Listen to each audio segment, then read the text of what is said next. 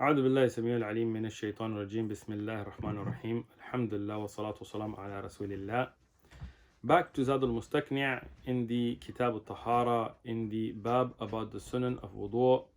The Muallif rahmatullah alayh, he began with the Siwak and some of the Fitra, and now he's going to Wudū itself, and he's trying to make it in a way that's the most beneficial for the student. So he will first talk about that which is wajib, because there's only one wajib in wudu, and it is at the beginning of wudu. According to the matan, and according to, and we'll inshallah discuss in depth about this. I spent maybe 30 hours this week just researching the ahadith about this. So inshallah it will be worthwhile for you guys to spend the next 30 minutes to at least understand these ahkam in detail. فقال المؤلف تجب التسمية في الوضوء مع الذكر. طيب, what does that mean? It means that saying التسمية. What is the tasmiyah? To say Bismillah. The basmala is to say Bismillah ar-Rahman ar-Rahim. But just to say Bismillah, this is something that is called a tasmiyah. طيب, a tasmiyah is wajib in the wudu if one remembers. Ma dhikr yani, if you remember. طيب, inshallah we're going to bring some fawaid from usul al-fiqh. Understand something, that usul al-fiqh and istalahat, terminology in fiqh, as well as in hadith and so on, were developed to convey knowledge to the tullab ilm and the awam and the regular people. Ulama, they can read an ayah of Quran, they can look at the meaning of a hadith or look at the sanad of a hadith and know its standing. But how do you communicate that? طيب? So this is where you develop istalahat, terminologies, and that's why it's very important for tullab ilm, students of knowledge, and awam and regular people to understand that these are just terms to convey a message that's in the Quran and Sunnah. What do I mean? I'll give you an example outside of fiqh, because some people have a lack of understanding. One of the, I guess you could say he's a doctor now from Yale or whatever. He was saying in a lecture that where does Allah subhanahu wa ta'ala Quran say these are my sifat and list them all, and these are my asma and list them? It's not the way the Quran and the ahadith work. Allah subhanahu wa ta'ala in the Quran tells us about his sifat with jalal, yani with the greatness of Allah subhanahu wa ta'ala, whether it's about his yad tabarak alladhi biyadihi al-mulk, or the wajh of Allah subhanahu wa ta'ala as mentioned in Surah Rahman and so on. And then the ulama of Islam, looking at those ayat, they understand them, and then they look at tawheed and asma wa sifat and organize it for the tullab ilm to learn. So they look at the ayat about the ibadah being only for Allah subhanahu wa ta'ala, and they develop the concept of tawheed al-uluhiyya, or Allah subhanahu wa ta'ala's greatness and his power and his giving rizq to his creation and creating all the creation, and they discuss this under Tawheed al-Rububiyyah, and they go to the Quran and Sahih Ahadith, and they compile the beautiful names and characteristics, sifat of Allah subhanahu wa ta'ala, and they explain it with Tawheed Asma wa Sifat. طيب? The Quran doesn't say this is Tawheed al-Uluhiyyah, this is Asma wa Sifat, that's not the way the Quran works. Neither does Rasulullah sallallahu alaihi wasallam or the Quran say these are the arkan of salah and these are the wajibat and these are the sunan and no. Yani the Quran is not a book of just lists, right? It is a beautiful book, kalamullah, the words of Allah subhanahu wa ta'ala.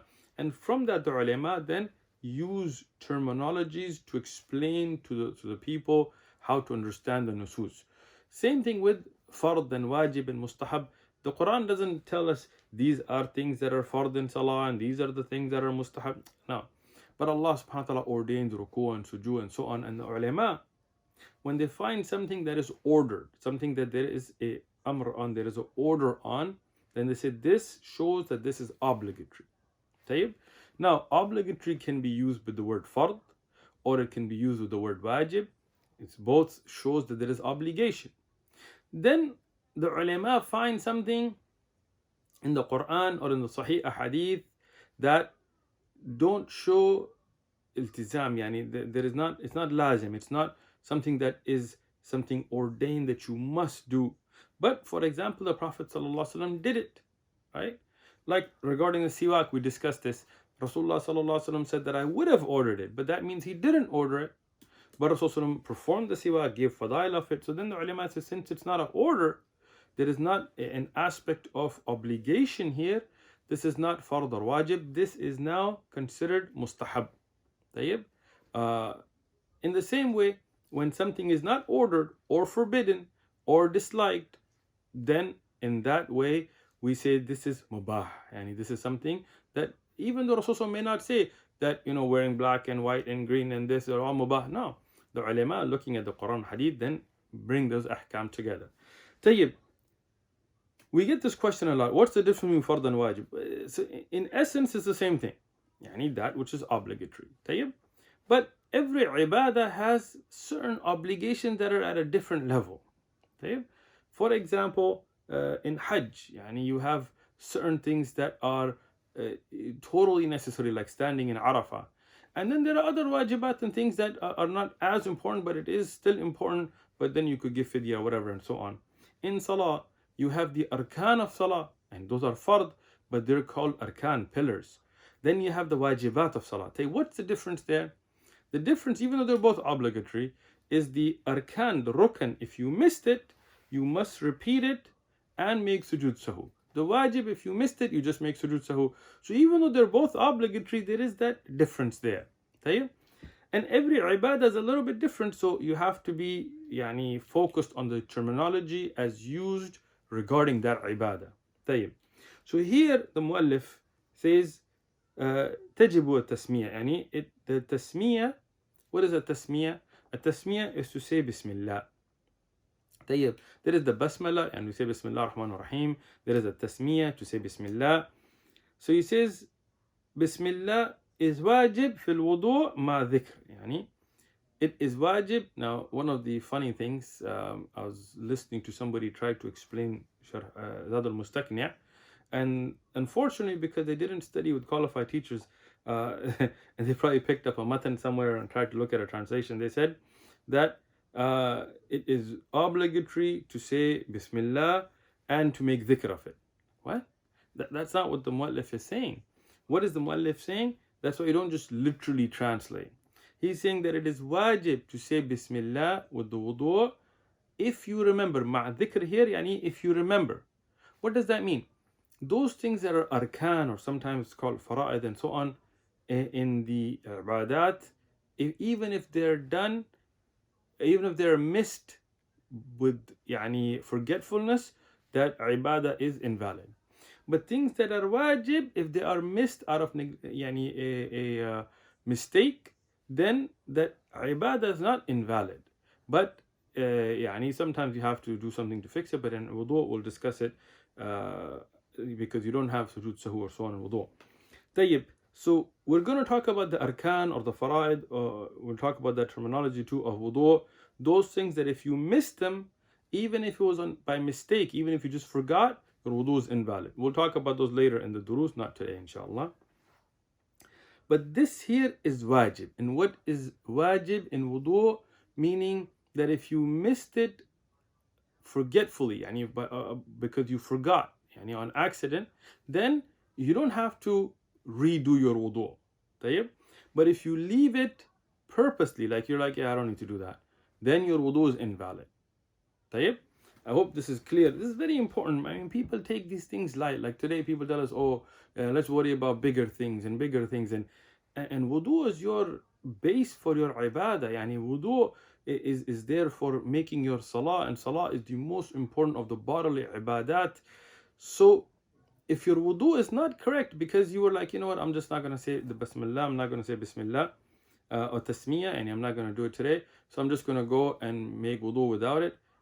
You don't even think twice about it, you don't even worry about it, and your wudu is now invalid because this is wajib, right? And we'll talk about the adillah and things here. If your wudu is invalid, how can you go and touch the Quran? How can you go and stand up for salah, the nawafil, qiyam al-layl? All of that becomes invalid. You could say, I just didn't know, I didn't have this deep knowledge or whatever. Well, it was fard on you to learn it. So why did you not learn it? And here we have this opportunity. This is a video, it's on YouTube, it's free, we're not charging money, you don't have to travel to some faraway land. And this is why I encourage the Tulab to share these videos with other people so this knowledge spreads.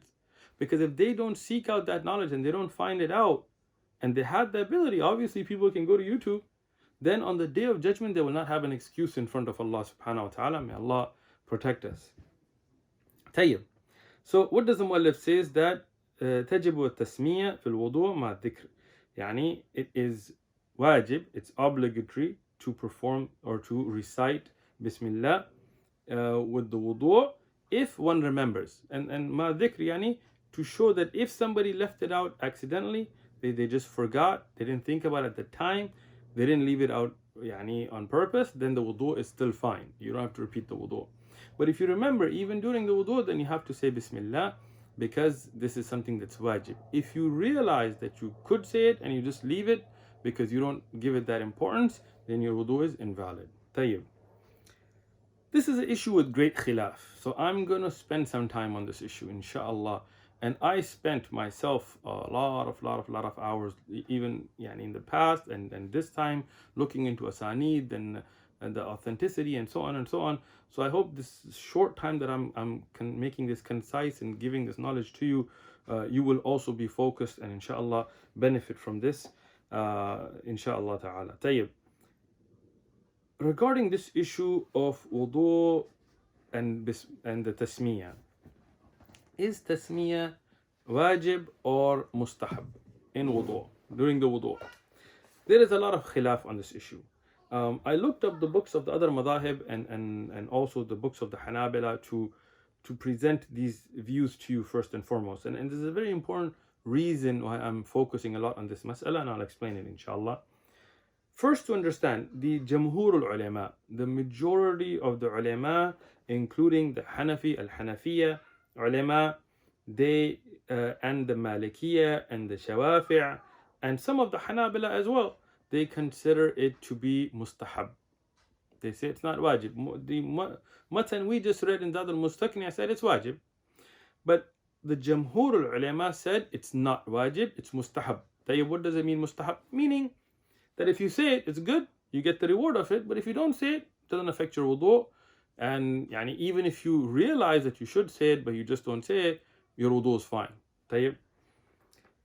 The books of Hanafiya, there is the book called Al-Asl and Al-Mabsut that I looked up, and Al-Hidayah and Mukhtasar al-Quduri, and I didn't find any khilaf between the Hanafi madhab that this is mustahab.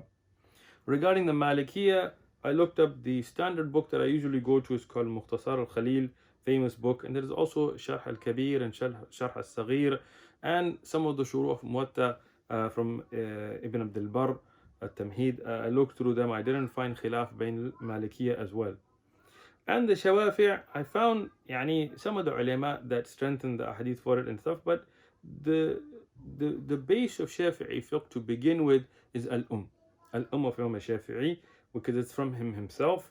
And I found in Al-Um, Imam Shafi'i takes it to be mustahab, not wajib. Muhaddab, and then its famous sharh called Majmu' fi Sharh al-Muhaddab of Imam al-Nawawi, which is the standard book for the leader of the madhab and so on. I found that al-Nawawi also took the view that this is mustahab. Al-Wasit and other books of Shafi'i fiqh that I looked at also mentioned that it's mustahab. Tayyib. Now coming to the Hanabila. Imam al-Khiraqi, who wrote the first matan of al-Khiraqi in the Hanbali madhab, the first small matan, which is a ikhtisar of al-Khallal's work of collecting all the aqwal of Imam Ahmad ibn Hanbal, and Imam Muwaffaquddin ibn Qudama and his nephew, who wrote the famous Sharh al-Kabir, he's famously known called Al-Sharih, and others like Shaykhuna ibn Uthaymeen, they took the view that it is mustahab. So now, not only do the Jamhur ulama and the Madahib al-Thalatha, but even some of the very famous Hanbali ulama took it to be mustahab. On the other hand, what is the mu'tamid, the relied upon position in the Hanbali madhab, as mentioned in the mu'tamid books? And the first of them that I looked at is Al-Insaf. Al-Insaf al-Mardawi is the go-to or end-all for me for the Hanbali madhab. So I looked at that, but I also looked at Al-Muntaha and its sharh by Al-Biyuti, and Al-Iqna' and its sharh by Al-Biyuti, also called Kashf al-Qina'. And I looked at Mutalib al-Awla al-Nahi and Sharh al-Muntaha and al-Kashaf and al-Tankih and Tawdih and Ibn Mufliz al-Furu' and so on. And يعني, even if some of the ulama like Muwafaquddin ibn Qudama and Sharih also mentioned that it to be Zahir of the Madhab, that it's not, the consensus I found in the Mu'tamid books is that the Madhab's opinion, يعني, what is the Hanbali Madhab's opinion, is that it is wajib. That tasmiyah is wajib. Which puts us at a very interesting place, because you have this to then be from the mufradat of the Hanabila. Yani this is from the opinions that only the Hanbali madhab took, not the other three madhahib, the well-known madhahib. So this is from mufradat al-Hanabila, and this is the mu'tamid opinion of the Hanbali madhab, that it is wajib.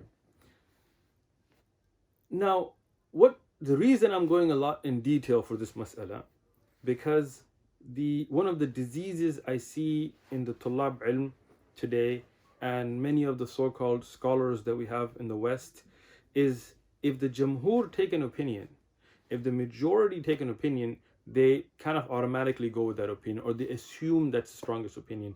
That may not always be the case. It doesn't necessitate that the majority is right. We have to look at adillah, we have to look at proofs, evidences. And the evidence should guide us to what's right and wrong. Not popular opinion, not pop culture, not what people like to hear, not what most people think. Yani, in the world, most people are, I shouldn't say idiots. Most people are foolish. Yani, most people are lost. Most people, so just going by numbers is not what Islam looks at. Rather, we look at adillah. Now when we go back to ulama, most ulama are very intelligent, but يعني, just because a lot of ulama take an opinion does not mean it's the right opinion. We always look at the evidences. So I will spend some time to look at the evidences for those who say it is wajib, the Hanabila, and those that agreed with them, and also look at some of the evidences for those who say it's not wajib, and review both of them, inshallah, the best I can in a fair and balanced manner. Tayyib. What are the evidences? I spent a lot of time looking at the different rawayat, but I will summarize for you, inshallah. The first and foremost, I will mention the clear hadith on this issue. And this is reported from adad min as-sahaba, yani a great number of sahaba, and I'll talk about them, from Rasulullah sallallahu alayhi wasallam, that he said, لا وضوء لمن لم يذكر اسم الله عليه. Yani, there is no wudu for the one that does not mention ism Allah, is the name of Allah, upon it. Tayyib. This riwayah is mentioned from Abu Hurairah radiyallahu anhu, from Rasulullah sallallahu alayhi wasallam, that there is no wudu for the one that does not mention the name of Allah subhanahu wa ta'ala upon it. Yani, whoever doesn't say Bismillah for their wudu, then their wudu is incomplete, it's batil, and that is a dalil to show that it's wajib. Tayyib, this is reported by Abu Dawud in his Sunan, and Ibn Majah in his Sunan, and Imam Ahmad in his Musnad, and Al-Tahawi in Sharh Ma'ana al-Athar, and also mentioned by Al-Bayhaqi in Sunan al-Kabir. That's this book, golden book behind me.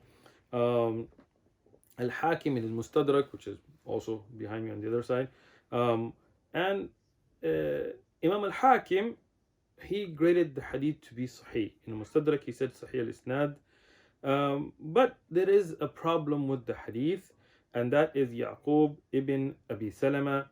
And there were some who thought this was Yaqub ibn Salama al-Laythi, and some who thought this was Yaqub ibn Abi Salama. Ibn Abi Salama is what he's famous by. So there is some ta'an, even though يعني Al-Hakim graded it to be sahih, but there is a weakness there.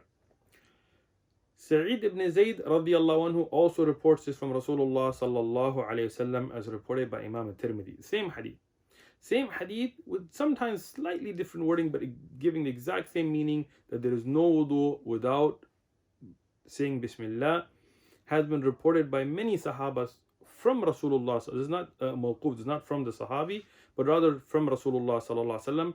And there's a reason why I'm mentioning all of them, because many of our ulama and tullab ilm, out of a lack of research, they just look at a couple of the sanads and they go, it's weak, there's a weakness in it, khalas, it's a weak hadith, move on. No, that's not exactly how it works, because first thing you have to look at how many different sahaba, different chains, independent of each other, brought the same wording, because if there is a weakness, or somebody has flipped a word, or there's a fabricator or something, then how would you have so many of them, right? So that's just one thing to keep in mind. I'm not saying just because you have a large number of rawayat they're sahih, but it is important to understand how many reports do we have, and from different sahaba, which is interesting here.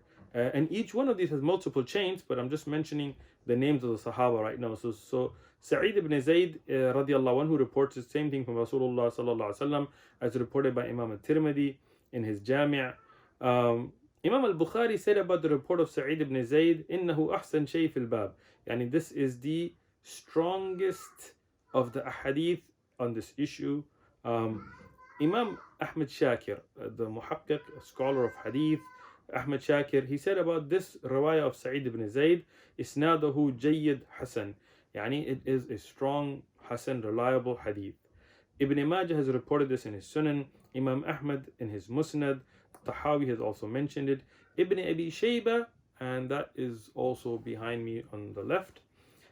This is a very, very important book. He's also mentioned this along with many other ahadith on the subject.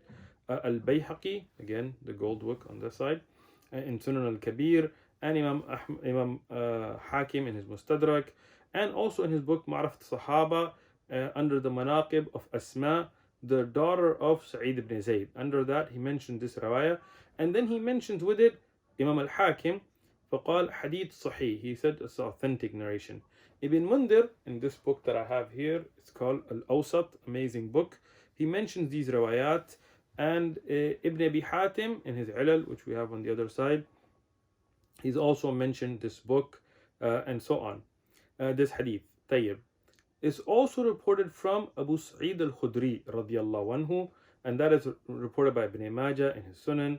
Imam al-Buthiri, the great Shafi'i scholar and muhaddith, in his Misbah, which is what the Mishkat is based off of, and he said about the report that's mentioned here from Abu Sa'id al-Khudri, Isnaduhu Hasan, it's a Hasan rawaya. Imam Ahmad has also mentioned it in his Musnad. Ad-Darimi has mentioned it, which is here as well, and also Imam al-Bayhaqi in Sunan al-Kabir, right here as well. There is also a report from Sahal ibn Sa'ad, and that is reported by Ibn Majah and Al-Hakim and other A'imma and Ulama. So these are different reports that I've mentioned. Now, I'm mentioning some other ones. These ones all have ulama that authenticated them, even though I'm going to go into depth about the weaknesses and authentication of those reports and so on. But I will mention that there are also a number of other riwayat from other Sahaba radiallahu anhum, which I didn't mention here just because those no doubt have a lot of weaknesses in them. So I didn't really want to go deep into there, but I do want to mention that these are not the only riwayat from the Sahaba radiallahu anhum on this issue. There is also riwayat from Ibn Umar radiallahu anhuma and Aisha radiallahu anha, and then there is a riwayat from Anas radiallahu anhu, which is actually authentic. We'll talk about that, but the wording is a little bit different. There is also the riwayat of Ibn Mas'ud, and also some additional riwayat from Sahaba radiallahu anhum, which are weaker narrations. So those, we'll just put those to a side, because some of those have liars in the chains and stuff, so we're not going to worry about those. We're going to focus on the 4 Sahaba and the chains that reported from Rasulullah sallallahu alaihi wasallam, which is Abu Huraira and Sa'id ibn Zayd and Abu Sa'id al-Khudri and Sa'al ibn Sa'ad, and I will bring in the hadith of Anas radiallahu anhu, inshallah, as a supporting evidence, even though that's a little bit different, but I will mention that. But these bring the same narrations. These 4 Sahabas reports from the Sahaba radiallahu anhum, and their independent chains have all got some criticism of them. And that's why many of the Imam and Ulama mentioned that Imam Ahmad ibn Hanbal, the great scholar of Hadith, when he was asked about these Hadith, he said about them that there are none that we can consider to be thabit on their own. Yani, what he said about it is that regarding tasmiyah fil wudu, there is no hadith that is thabit jayyid in it. So this is something people use to say, okay, all of these are weak, because Imam Ahmad said, إنها لم يثبت عنده, yani none of them are supported according to him independently. But what people forget when they mention this qawl about these asanid, and I'm going to go to the asanid, but I want to address this saying first, because many people, they put this forward from Imam Ahmad, is what we know from Imam Ahmad is that he did take, and from him himself, that he did, as Ibn Aqil and others have mentioned, take tasmiyah to be wajib. So how can it be that on one aspect he's saying that this is not authentic, and then he's taking this mas'ala? So then I have to explain something. When we talk about sahih and hasan and da'if, these terminologies developed. In the early time, there was no such thing as hasan. There was only sahih, and if it wasn't to the high level of independent sahih lidhatihi, then they would consider them to be weak, but that included the category of hasan. So hasan hadith by the standard Imam Ahmad would not be independently sahih. So he may say this is not thabit, this is not authentically established, even though it is established in a reliable source which we consider now hasan.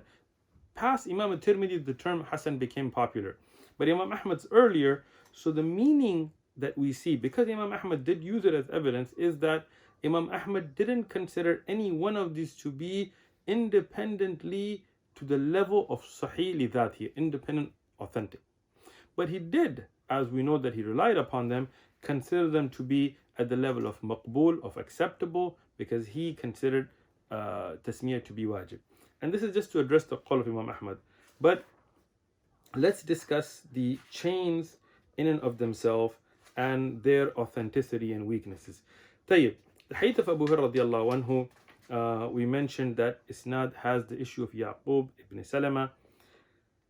Imam al-Bukhari said about him, لا يعرف لسلمة, يعني that we're talking about Ibn Salama, سمع من أبي هريرة رضي الله عنه, meaning that we have an issue of we're talking about Yaqub ibn Salama, but he reported an abihi from his father Salama.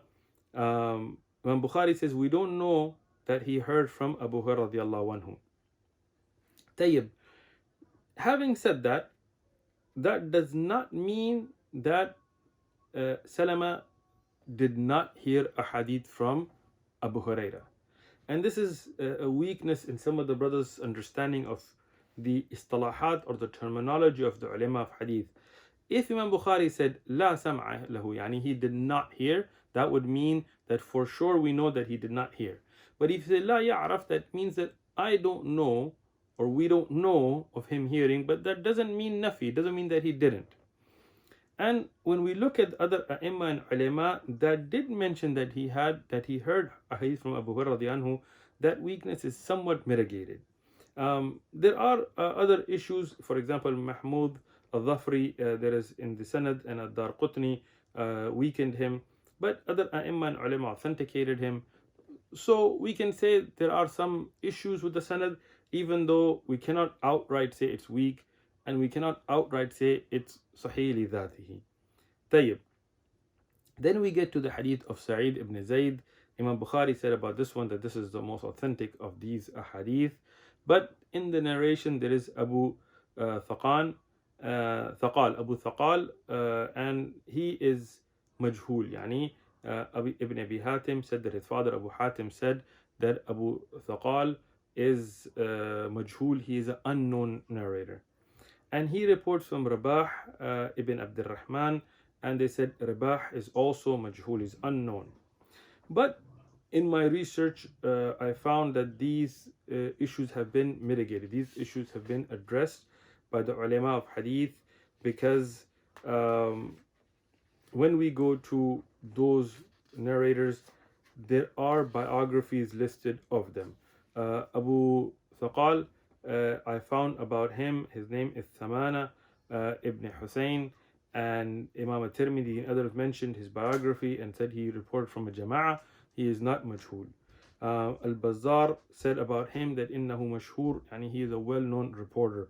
So when you say a narrator is majhul, you're not saying he's weak, you're just saying we don't know about who they are.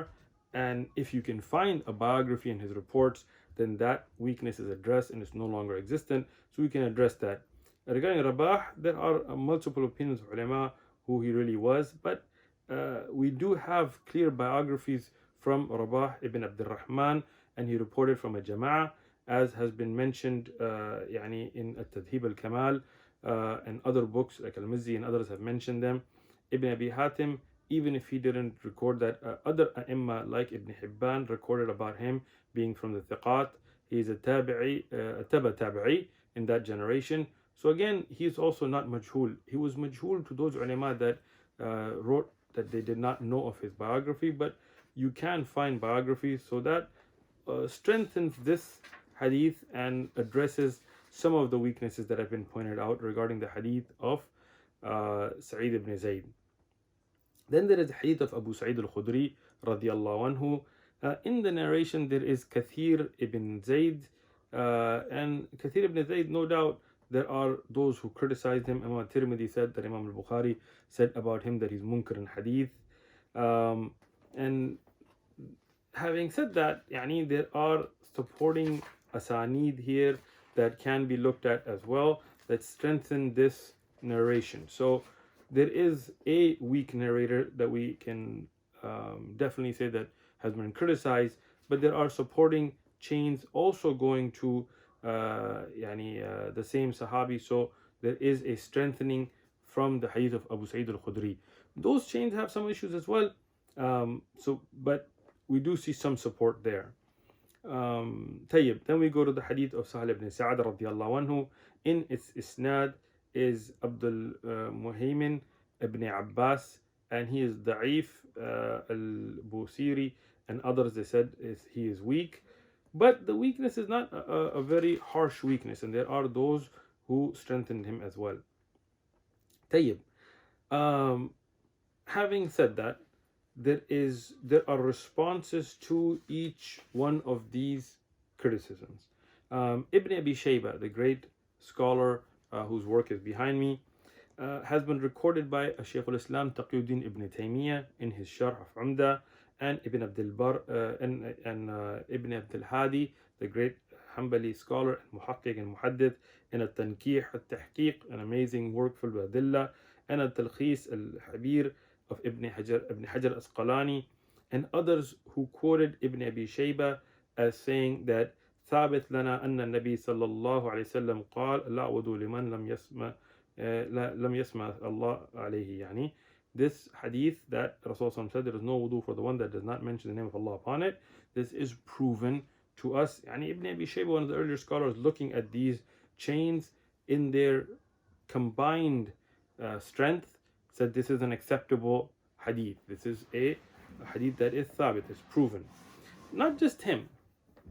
Ibn Salah, the great muhaddith and the great scholar of Mustalah al-Hadith, Ibn Mundhiri, and other Ibn Sayyid al-Nas, the great muhaddith and scholar and faqih, Ibn Kathir, the great mufassir, Ibn al-Qayyim al-Jawziyah, Ibn Hajar Asqalani, al-Mubarak Puri, al-Sana'ani, al-Shawkani, and other a'imma. When I went through their books, all of them accepted the hadith to be reliable. If you look at the more contemporary ulama of hadith, Imam Ahmad Shakir and Shaykh Albani authenticated the hadith. Shaykh Albani, I looked through the research that he presented in Al-Irwa Al-Ghalil, a very valuable work that he has, and after looking at the different chains, he considered it to be Hasan, and at minimum Hasan li ghayrihi.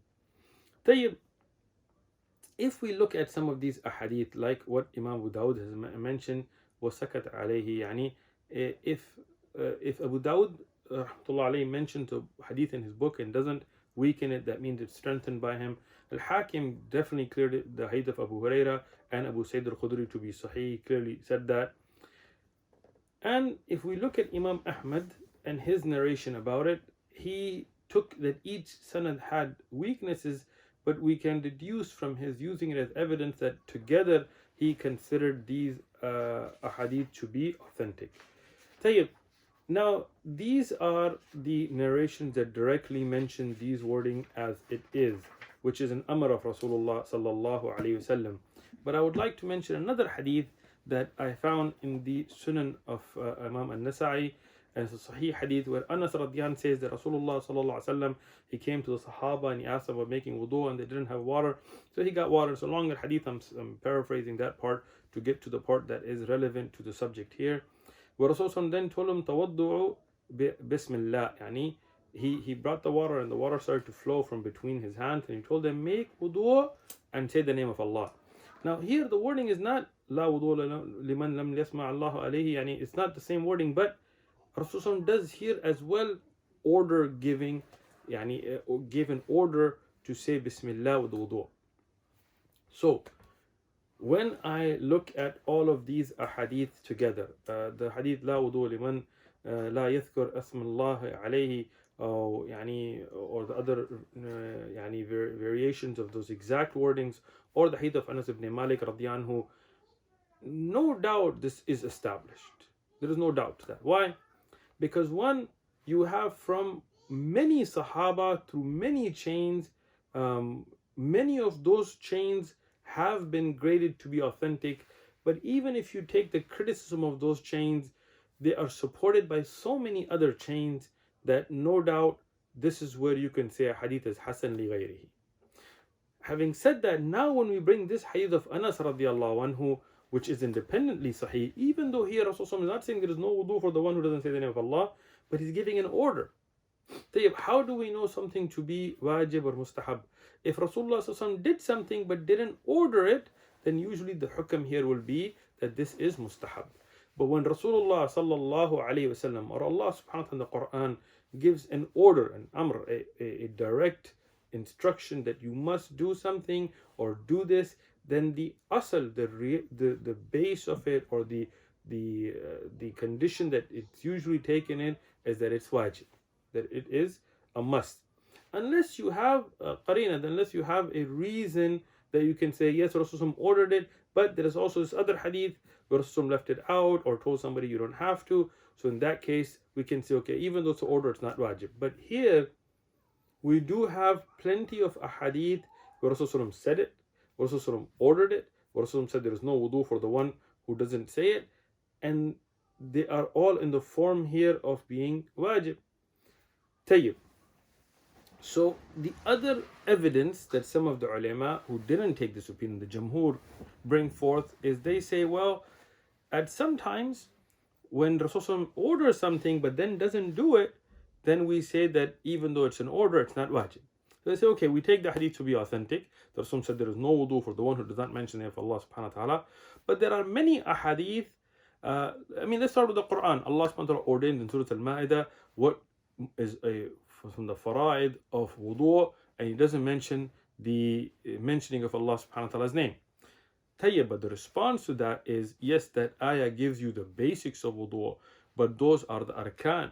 Tayyib, that does not include the Wājibāt and so on. Just like many ayat mention ruku and sujood, but if they don't mention qiyam or fatiha, it doesn't mean that those are not a part of the arkan or Wājibāt of salah. Tayyib. So that's not a dalil in and of itself. Tayyib. Now we go to, for example, that if you take the ayah of wudu, it does not get into the tafsil of the mouth and nose, just mentions the wajh. And it doesn't mean the mouth and nose don't need to be washed in wudu. So you cannot take that as a dalil. Secondly, you can say that many of the ahadith, like the famous hadith of Uthman radiallahu anhu, that we'll mention inshallah in this dars, which describe the wudu of Rasulullah sallallahu alaihi wasallam in great detail, does not mention Bismillah. So they say, well, this means that Rasulullah didn't say Bismillah. Well, you can't say that.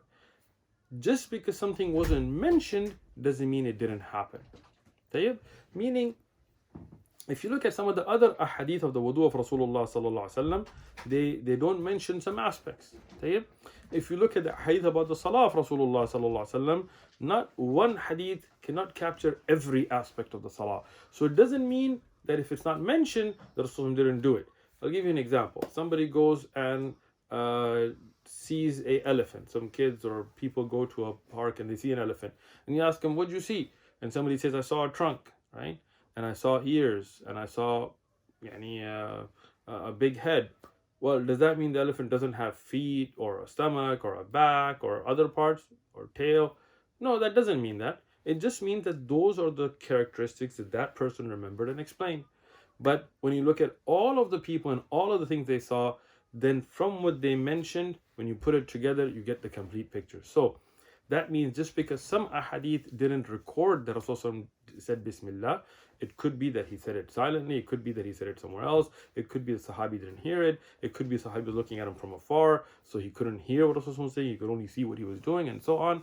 So those are not a dalil to say that he didn't say it. Now, we also don't imagine that Rasulullah said something if we don't have a narration. If we didn't have a hadith of Rasulullah saying that you should say it and saying it, and the hadith of Anas radiallahu anhu where he's instructing the Sahaba to say it, and the hadith of Abu Sa'id and Abu Huraira and Sa'id ibn Zayd and others who mentioned Rasulullah said there is no wudu for the one, then we wouldn't just say, okay, maybe he said it. No, we do have a hadith that he did say it, but a hadith that don't mention he said are not a dalil in and of themselves. So, having answered all of these, and not finding any proof to take that this is not a hukam that leads towards wujub, and finding the authentic hadith of Anas radiallahu anhu and the reliable hadith that are mentioned from Sa'id ibn Zayd and others supported, the minimum you can say is that there are some sahih ahadith like the hadith of Anas radiallahu anhu that Rasulullah instructed the Sahaba to say Bismillah, gave them an amr, and then there are the Hasan li ghayrihi, at minimum you can say the Hasan li ghayrihi, the reliable narrations from Abu Huraira and Sayyid ibn Zayd and other Sahaba that no doubt the Rasulullah said that the one who does not say the name of Allah subhanahu wa ta'ala on the wudu is, there is no wudu. And I'll give you an example. For the example, Rasulullah said that there is no salah for the one who doesn't have tahara. It doesn't mean it's mustahab to have tahara. طيب? And just because some Sahabi may have seen Rasulullah making salah without seeing him make wudu, doesn't mean he didn't have wudu. You cannot go majazan or a qarina without evidence. So, what does the evidence lead us to say? That the Jumhur are wrong. And the Hanabila in their ifrad, in their sole opinion from the mufradat of the madhab, and they're saying that the tasmiyah, the saying of Bismillah, is wajib for the wudu is correct. Why? Because of these adillah. Because of these proof. Not because we have ta'assub towards a madhab or a muallif. Many of the Hanabila even didn't take that view. Many times in these durus we have gone against the madhab when we don't find the evidence. But here we have the evidence. And here we said the madhab is correct. Tayyib. Now I will continue inshallah ta'ala, but I will make one other point about this issue. Many people run into an issue of, okay, well, how do we practically do this? Meaning, if I'm in a bathroom and I'm not supposed to say the name of Allah subhanahu wa ta'ala out loud, what do I do here? Shaykh ibn Uthaymeen, rahmatullahi alayhi, in Sharh al-Mumti', even though he took it to be mustahab, but he said you should still do it. So what did he say? He said, what you do is you say Bismillah before entering the bathroom, because this is sunnah before entering the khala anyway. And you make the niyyah that this is also for your wudu, so you said it outside. Shaykh ibn Baz rahmatullahi alayhi said, even if you are in the bathroom and you forgot to say it, you can even say it out loud. Why? Shaykh ibn Baz rahmatullahi alayhi said this is wajib. This was his opinion as well. And he said the wujub takes precedence over the adab of not mentioning the name of Allah subhanahu wa ta'ala, but this is wajib.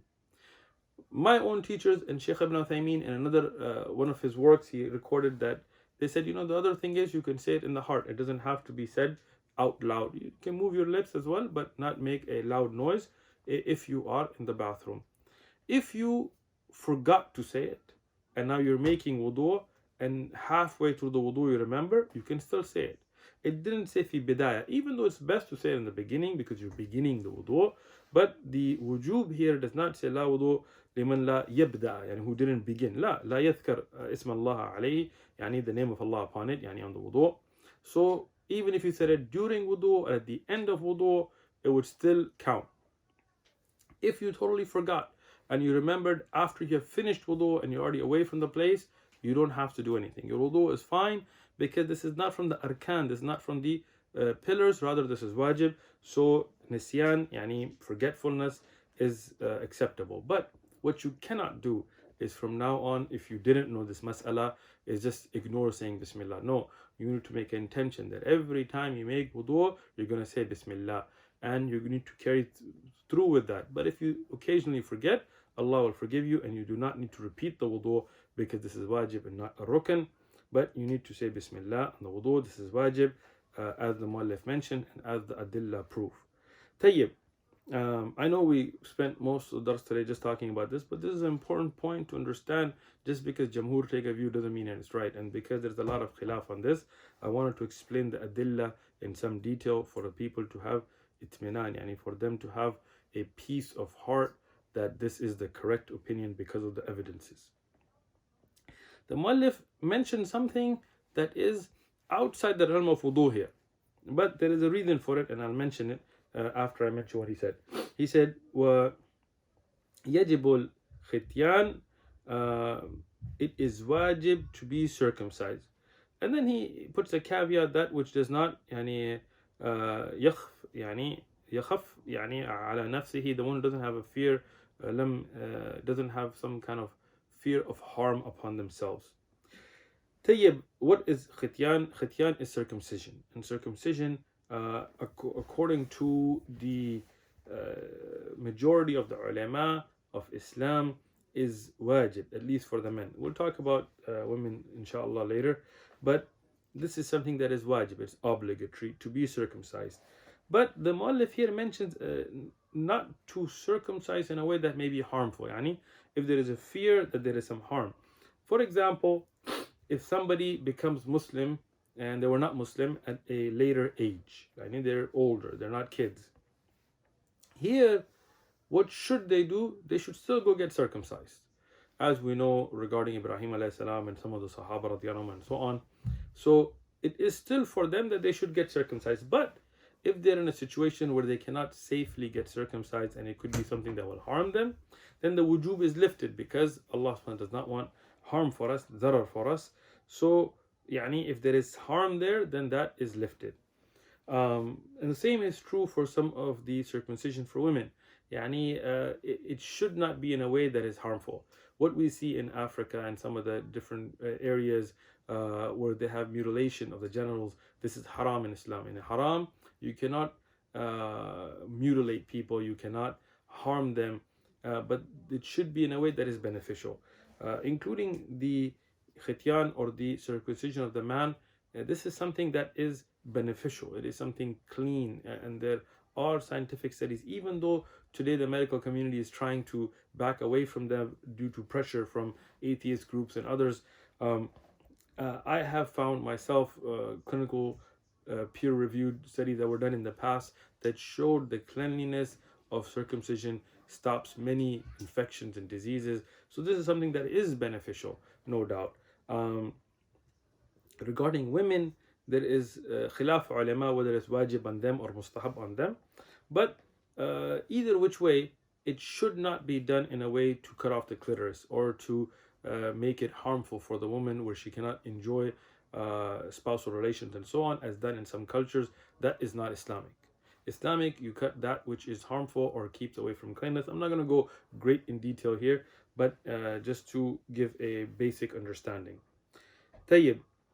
Now, when we move forward regarding the adillah, yani what is the proof? Everything we do with proof. Rasulullah sallallahu alaihi wasallam, al-Hadith of Abu Hurairah radiyallahu anhu, from Rasulullah sallallahu alaihi wasallam said, "Khamsun min al-fitrati." Yani there are 5 things from the natural order, the fitra, what people should be upon, what is the natural desired state for a person to be upon. And from them he said al-khityan. And we know something from the fitrah is something wujuban, obligatory, because this is what insan was meant to be upon. This is the asal of it, unless you can go to qarina or so on. But this is what Rasulullah sallallahu alaihi wasallam said, and because there was other ahadith that give order to the Sahaba radiyallahu anhum regarding when the children were born. We say that the dalil proves that this is wajib, at least for the men. Tayyib.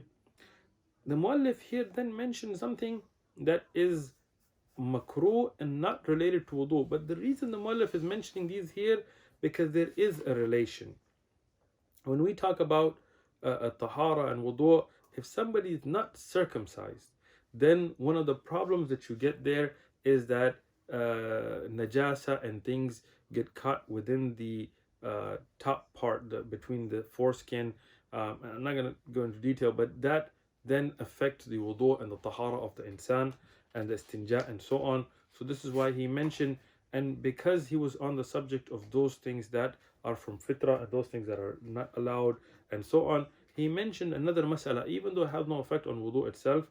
He says, وَيَكْرَهُ الْقَزَعَ. Qaza'a is, he says it's makruh, there's karaha to have qaza'a. Qaza'a is to shave a part of the head and to leave a part of it. Tayyib. First thing, what is the dalil? The first dalil we mention is the hadith from Ibn Umar radiyallahu anhuma, and this hadith is muttafaqun alayhi, reported by Bukhari and Muslim, where he said, أن رسول الله صلى الله عليه وسلم نهى عن القزع. That Rasulullah forbid qaza'a. There is also the additional hadith where, in the longer version, that is also mentioned by Imam Ahmad, it is Musnad and Abu Dawud in his Sunan, and An-Nisa'i in his Sunan, from Ibn Umar. And this is authenticated by Shaykh Albani and other Imam and Ulama, no doubt a Sahih hadith, where Rasulullah saw a child that they had shaved a part of his head and left a part of it, and Rasulullah ordered them either shave all of it or leave all of it, don't do that, qaza'a. So based on these adillah, we say that you should not have qaza'a.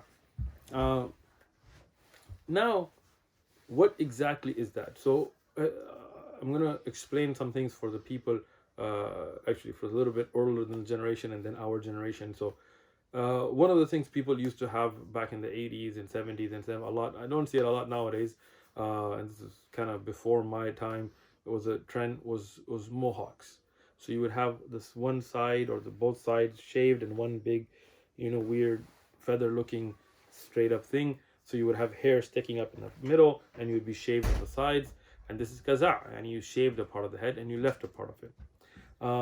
Another thing, what's usually commonly referred to as the marine haircut or the navy haircut or so on, where people shave the head and they leave the top. This is qaza'. This is forbidden. There is also, for those that are older, they may remember Mr. T from the 18 when he would have the middle shaved and he would have this part left. This is also qaza'. These are things where Rasulullah has forbidden this. Now, there may be times where somebody's hair is shorter in one place than the other, and that's not necessarily qaza', right? Because qaza' is halaq, to shave a part of the head and to leave it. But if you shave it or if you trim it where everything may not be exactly the same length, and I know some people go to Islam Cure or whatever, but I'm telling you from evidence base, if it's not considered qaza', then we cannot consider that to be haram or makruh or so on, unless it becomes tashbih of haram. So what do I mean? Rasulullah sallallahu alaihi wasallam, as mentioned in the Shumal al-Tirmidhi and other books, he used to cut his hair at 3 lengths, and one of them being around the middle or the lower part of the ear, one of them being up further down towards the neck, and one of them being towards the bottom of the neck, and some variations between that in ahadith. Now, if you cut your hair like this, the bottom part of your hair that starts in the bottom part of your skull and the top part are not going to be the exact same length, because the top part that comes down is going to be longer. That means the hukam here is not that every hair on the head has to be the same length. That's not the hukam. The hukam rather is that you shouldn't shave a part of the head and leave a part of the head. So if somebody goes for a haircut and the top of the hair is maybe a number 5 and the sides are like a number 4, we don't consider that to be qaza'. There is no evidence for that. Tayyib? On the other hand, if somebody leaves a lot of the hair, like in the old movies like Grease or whatever, they would have a lot of the hair up top, and then they trim the side, maybe not shave it, but the sides really trimmed up, then even if that may not technically be qaza'a, it is tashbih of haram. It is imitating haram, should also become haram. Imitation of haram is haram. So the nasiha here is to get, what I would just say is get like normal haircuts, right? Like cut your hair, that's fine, but don't make it where you have one side really small and the rest of it left. Like this is going to be a makruh or haram. Again, there's khilaf ulama on tahrim and kiraha. I'm not going into that right now, but trying to explain the suratul mas'ala here. At the same time, if you go and maybe your sides are a little bit shorter than the top, or the other way, or whatever, maybe you're balding and you want to leave the front a little bit longer to kind of match up with the back, this is not a problem. This is not qaza, even if some people go to an extreme and they try to say, but what is the adillah there? Having said that, so to shave a part of the head and to leave a part of it, definitely there is nahi on it, right? To have it close to that, where you're very short in one part, even if not shaved, and very long in the other, to show is going to be resemblance of haram. So it's also something, or something makruh. So again, it's also not permissible. The last thing that I'll mention here on this is that imitation of kuffar is also haram. Meaning, if you go and say, I want to get a haircut like Justin Bieber, or I want to get a haircut like, whatever, a rapper or a rock star or some kafir, or a fasiq, like a singer or actors or whatever, then their imitation is haram. Their imitation is haram. If you try to act like and get your haircuts like some kuffar, some haircut that is specific to a particular kafir or a group of kuffar or a particular trend amongst the kuffar, that is haram. That is haram. Why? Because Rasulullah sallallahu alaihi wasallam told us, "Man tashabbaha biqawmin fahuwa minhum." Whoever tries to resemble a people, he is from them. As a report from Wudū, and it's a reliable report. So these are things we need to be careful about. Inshallah, I'll stop here and then we'll get into the issue of the actual process of wudu regarding the sunan of it in the next dars. Jazakumullahu khairan.